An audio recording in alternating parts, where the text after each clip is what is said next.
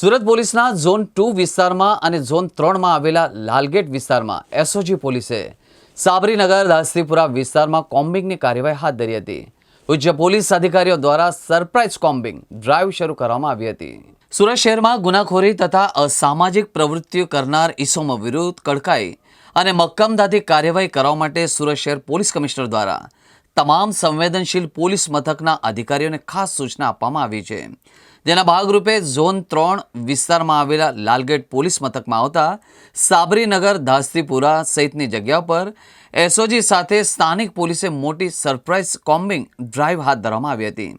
આ સાથે ઝોન 2 માં આવતા સૌથી સંવેદનશીલ લિંબાયત પોલીસ મથકમાં આવતા મેડીખાડી અને કમરૂનગરમાં પોલીસની મોટી સરપ્રાઇઝ કોમ્બિંગ ડ્રાઈવ હાથ ધરવામાં આવી હતી। આ કોમ્બિંગ ડ્રાઈવમાં પોલીસ અધિકારીઓ જોડાયા હતા। આજરોજ ઝોન 2 વિસ્તારના લિંબાયત પોલીસ સ્ટેશનમાં કોમ્બિંગ ખાસ વિશેષ પ્રકારનું કોમ્બિંગ હાથ ધરવામાં આવેલ। આ કોમ્બિંગમાં અગાઉ જે લોકો ઉપર ગૌવંશ હત્યાના અથવા ગૌવંશનું જે માંસ વેચવાના માટેના ગુનાઓ દાખલ થયા હતા એ પ્રકારના જૂના ગુનેગારોના કામ કરવાના વિસ્તાર અને રહેઠાણ કે જ્યાં અગાઉ માંસ મળી આવેલ હતું ત્યાં અમે કોમ્બિંગ કરી હતી, રેડ કરી હતી।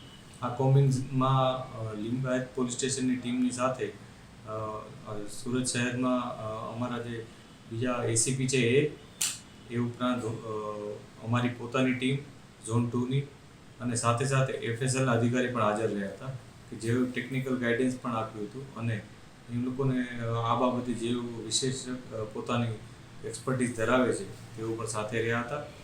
આ સમગ્ર બનાવમાં અમે સંયુક્ત રીતના એક કોમ્બિંગ કર્યું હતું।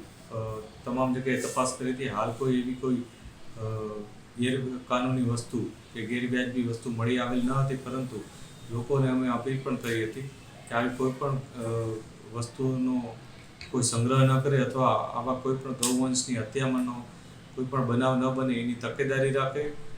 જે પણ નિયમો છે, જે પણ કાયદો છે, કાયદાની મર્યાદામાં રહી અને કામગીરી કરે। પોલીસ આ બાબતે તેઓને અપીલ કરી હતી।